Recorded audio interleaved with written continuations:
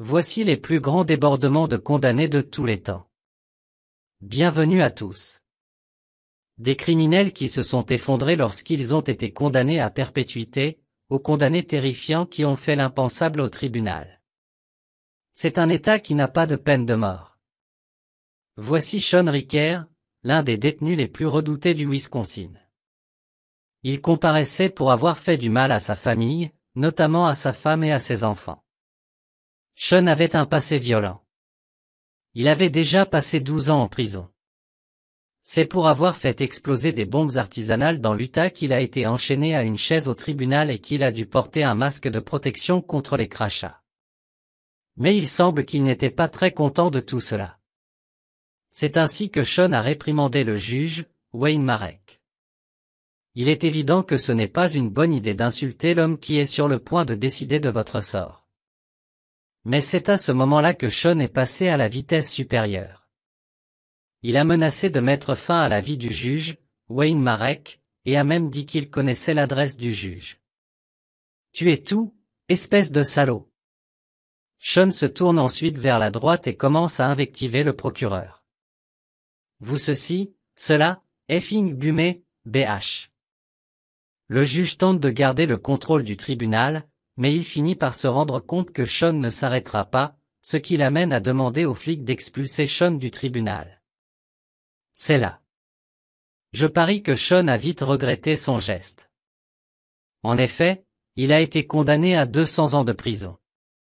Sean a fait appel de cette sentence, mais a été débouté. Au moins, cet homme dangereux ne sera plus jamais libre d'errer dans les rues. Mais certains diraient que cet homme est encore plus dangereux. Il s'appelle Sidney Newsom. Sidney comparaissait devant un tribunal du Mississippi pour avoir blessé sa petite amie. Au début, Sidney semble calme. Mais lorsque sa mère et son frère entrent dans la salle d'audience, tout change. Il essaie de parler à sa famille, mais un policier de la salle d'audience lui dit non. Sidney est alors très agacé et commence à se disputer avec le juge. Le juge, Aubrey Rim, ordonne alors l'expulsion de Sidney de la salle d'audience. Mais alors que le policier de la salle d'audience tente d'expulser Sidney, ce dernier se déchaîne. Il jette une pile de papier sur le juge, puis tente de le blesser. Le greffier s'enfuit et la mère de Sidney se met à crier et à sauter. On peut même voir le choc sur les visages des codétenus présents au tribunal. Le seul policier du tribunal s'efforce de retenir Sidney, ce qui permet à ce dernier de lancer un téléphone sur le juge et de renverser un écran d'ordinateur. C'est alors que le juge Aubrey Rim en a assez. Le juge et le frère de Sidney l'immobilisent sur une table. Le juge retourne ensuite à son bureau et reprend la procédure. Alors que plusieurs policiers font sortir Sidney du tribunal, l'emportement de Sidney conduit à une accusation supplémentaire d'outrage au tribunal, ce qui lui vaut 48 heures de prison supplémentaires. Heureusement, Sidney n'a jamais pu mettre la main sur le juge, mais un criminel encore plus sauvage pourrait être Ryan Stone. En octobre 2015, Ryan Stone a joué à Grand Theft Auto dans la vraie vie. Lors d'une série de crimes dans le Colorado, Ryan a d'abord détourné une voiture avec un garçon de 4 ans à l'intérieur, entraînant la police dans une course-poursuite qui a duré 1 heure. La course-poursuite a été filmée par des hélicoptères d'information. Au cours de la poursuite, Ryan a roulé à 160 km/h et a même volé les véhicules d'autres personnes. Ryan a également heurté des voitures accidentées et des voitures qui roulaient. Ryan a également failli écraser un policier. Après une longue poursuite, la voiture de Ryan s'est écrasée, ce qui a conduit à son arrestation. Ryan a été arrêté pour enlèvement, vol de véhicule à moteur, agression et fuite de la police. Au tribunal, Ryan s'est mis à pleurer et a dit à quel point il était désolé pour ce qu'il avait fait. Mais c'est à ce moment-là que le tribunal a joué la comédie.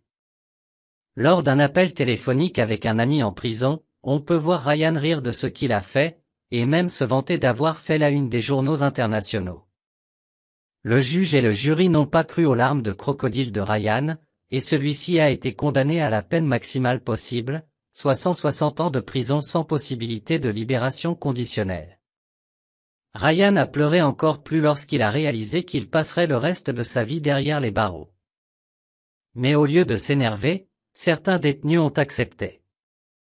La rage à l'état pur au tribunal, c'est le cas d'Antonio Rosal. Antonio était accusé d'avoir kidnappé et blessé une fillette de 10 ans. Lorsque le procureur décrit les crimes d'Antonio, il s'empare d'un clavier et claque un écran d'ordinateur. Pendant ce temps, la juge Deborah Nelson appuie sur un bouton pour ouvrir une porte afin de laisser entrer d'autres policiers. Mais la porte ne s'ouvre pas, ce qui donne à Antonio plus de temps pour résister. Finalement, d'autres officiers se précipitent et Antonio est porté hors de la salle d'audience. Le lendemain, Antonio est condamné à 3 peines de prison à vie, ce qui signifie que cet homme diabolique passera ses derniers jours derrière les barreaux. Mais un condamné encore plus sûr et plus effrayant pourrait être cet homme. Il s'agit de Léonid Grezé, 18 ans, originaire de Russie.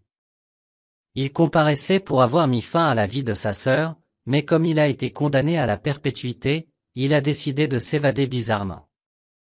Il a brisé plusieurs panneaux du plafond et a tenté de sortir de sa cellule au mur de verre. Évidemment, la police l'a vu et l'a fait redescendre. Mais Léonid a ensuite déclaré que Satan lui avait ordonné de mettre fin à la vie de sa sœur. Lorsqu'on lui a demandé s'il était désolé, Léonid a répondu qu'il avait fait ce qu'il avait à faire. Mais ce tueur a eu une réaction très différente au tribunal. Cet homme s'appelle Jalil Smith Riley. Une nuit à Cincinnati, Jalil et 2 autres hommes se sont approchés d'une voiture garée. À l'intérieur de la voiture se trouvait Portia Brooks, 20 ans, et son petit ami Aaron Martin. Jalil a ensuite volé le couple. Avant de les abattre tous les deux, Aaron Martin a subi des lésions cérébrales permanentes et Portia Brooks est malheureusement décédé. Au tribunal, la mère de Portia a déclaré que Jalil avait ruiné sa vie. Il a ruiné ma vie. Dans la salle d'audience, Jalil s'est mis à pleurer, disant qu'il voulait juste rentrer à la maison un jour. Mais le juge, Charles Kubicki, n'a montré aucun remords, condamnant Jalil à la prison à vie sans possibilité de libération conditionnelle. Lorsque Jalil a entendu cela, il s'est effondré, tombant en larmes sur le sol. La réaction de Jalil. Jalil était dramatique, mais les actions de Kizon Wilkins dans la salle d'audience étaient encore plus scandaleuses. Kizon a décidé de se représenter lui-même au tribunal. Il avait été accusé d'avoir tiré sur quelqu'un. Pendant le procès, Kizon Wilkins dit au juge qu'il a besoin de plus de temps pour se préparer. Mais le juge n'est pas compréhensif et dit à Kizon qu'il a eu des mois pour se préparer. C'est alors que Kizon utilise l'un des plus vieux tours de passe-passe. Nous allons voir le grand Kizon s'effondrer en plein milieu de sa phrase, ce qui amène les policiers à se précipiter à son secours. Mais le juge ne semble pas inquiet. Un médecin examine Kizon et se rend compte qu'il n'a rien d'anormal. Simuler une crise cardiaque au tribunal est très courant. Et si cela fonctionne dans les films, ce n'est pas le cas dans la vie réelle. Finalement, Kizon est renvoyé du tribunal et condamné à 42 ans de prison. Kizon a vraiment aggravé sa situation. C'est ce qui s'est passé avec Bryce Rod. Bryce Rod comparaissait devant le tribunal pour avoir mis fin à la vie de 3 personnes. Bryce avait tiré sur Christopher Jones et mis fin à ses jours.